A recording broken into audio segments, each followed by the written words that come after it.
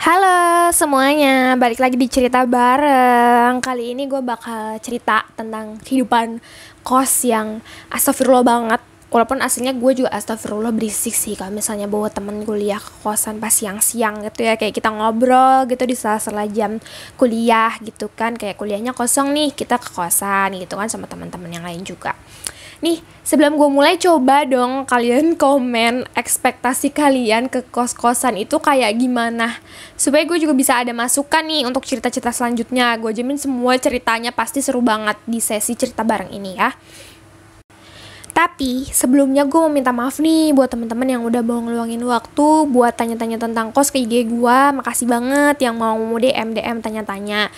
Tapi gue bukan broker kos yang tahu semua wilayah Tembalang. Sumpah ya, jadi semua orang tuh bener-bener nanya gitu loh. Mungkin karena banyak misinterpretasi juga dari viewers gue yang di video selanjutnya, makanya gue udah take down videonya biar gak ada misinterpretasi lagi gitu loh dari viewers. Tapi sekali lagi gue juga mau kasih tahu kalau gue tuh bukan yang pegang wilayah Tembalang, jir. Jadi tuh gue nggak tahu gitu loh mau jawabnya gimana. Kayak kalian nanya yang deket yang mana, soalnya selera orang tuh kayak beda-beda gitu kan. Makanya gue sarannya sih kalian itu buka aja gitu loh, kayak Maps Undip Tembalang. Terus kalian lihat dari satelit itu, nah yang deket dari fakultas kalian tuh yang mana nih daerahnya. Insya Allah sih itu bisa membantu banget sih dibanding kalian harus langsung datang ke Tembalang, kan kosnya lebih gede juga. Gue habis minum air putih ya. Oke, lanjut ke inti masalahnya ya. Jadi jangan dikira kalau hidup di kos itu selamanya aman, tentram, nyaman ya. Dulu gue ngiranya kayak di kosan tuh enak kali ya, ngurus diri sendiri, mandiri, bisa nikmatin me time. Itu sumpah ya, kayak itu hanya hayalan babu, woy. Jadi sebenarnya gue tuh mikir mulu loh kalau di kosan.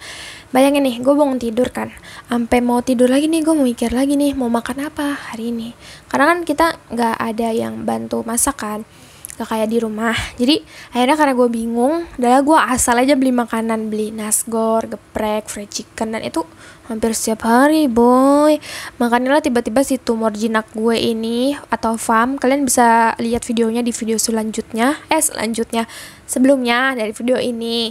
Karena emang pola makan gue tuh sangat jelek gitu loh. Hampir setiap hari gue makan biskuit sama roti putih, terus gue jadi GERD. Dulu gue padahal gak ada asam lambung, terus tiba-tiba gara-gara pola makan gue ini, jadi gue gak bisa makan santan sama roti putih.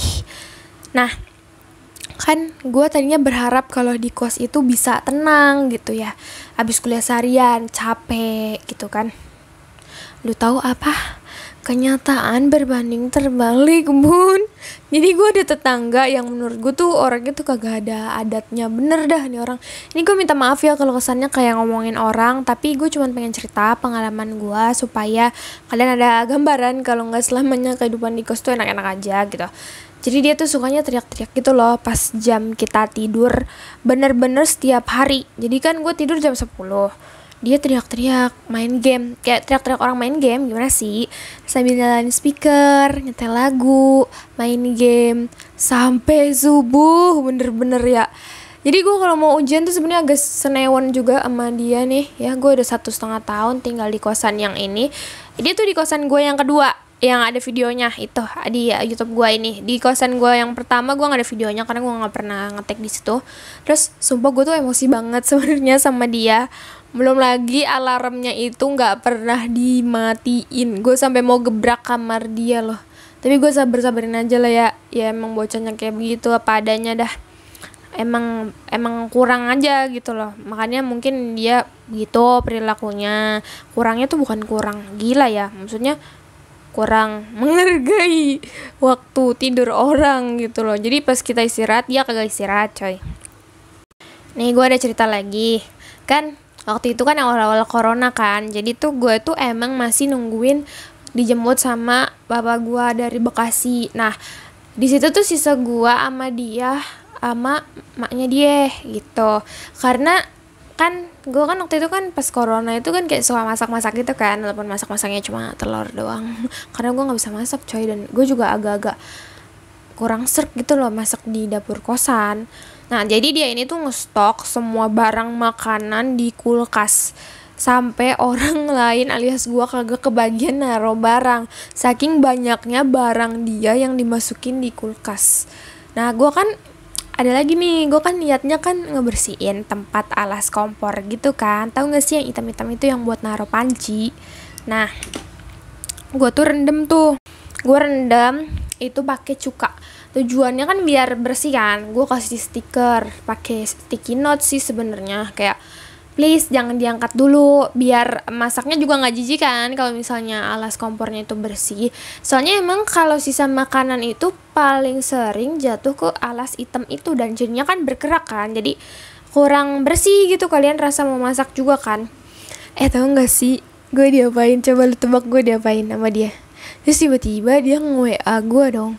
Katanya kalau ada masalah bilang aja. Pokoknya intinya dia malah nyalain gua dan kayak kesannya tuh gua menghalangi dia untuk masak.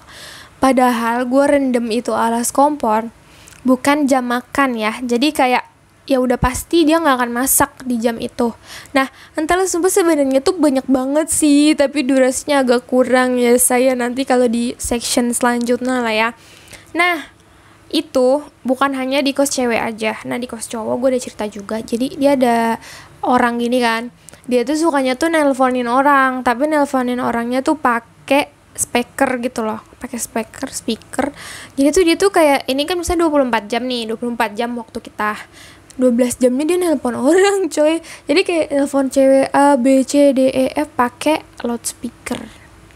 Lo bayangin gak sih misalnya ngedengar cewek ngambek terus ditelepon sama dia nih, dia pakai speaker, terus kita posisi lagi belajar, lagi nggak mood, lagi kesel tapi harus ngerjain tugas, terus tiba-tiba ngedenger kayak marah-marah ngambek-ngambek jijik gitu. Ya Allah Akbar, itu kan pasti kan nggak enak banget kan ya bu. Jadi gue tau banget ini yang nonton video gue masih banyak banget anak maba-maba juga, ada juga yang orang tua, ada juga yang seumuran gue.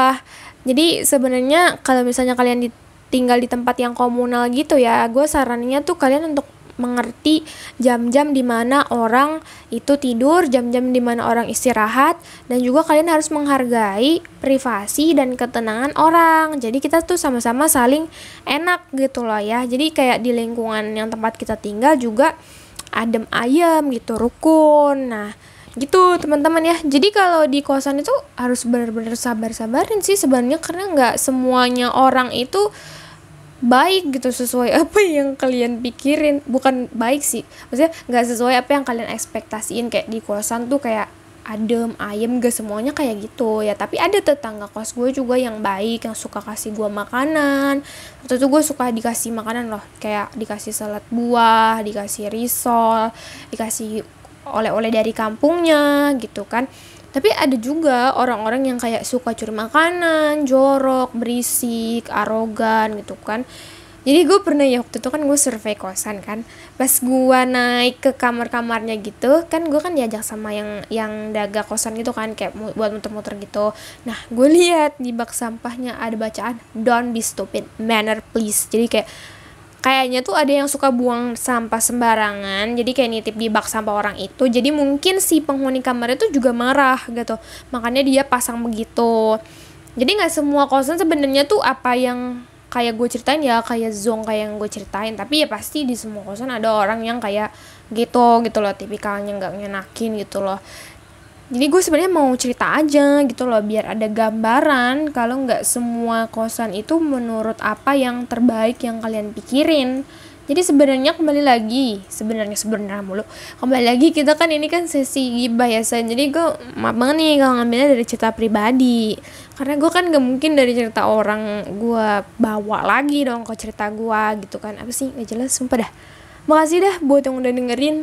Sampai ketemu lagi di cerita bareng selanjutnya. Ini udah agak lama banget, 9 menit gue cerita gitu. Terima kasih banyak buat yang udah nonton ya. Semoga jadi ada gambaran. Semoga datang kembali di vlog gue. Please subscribe dong, gue pengen 1000 subscriber dah ini, biar gue ada giveaway gitu loh, kayak Atta Halilintar apa-apa giveaway. Makasih teman-teman, baik banget kalian udah mau dengerin gue.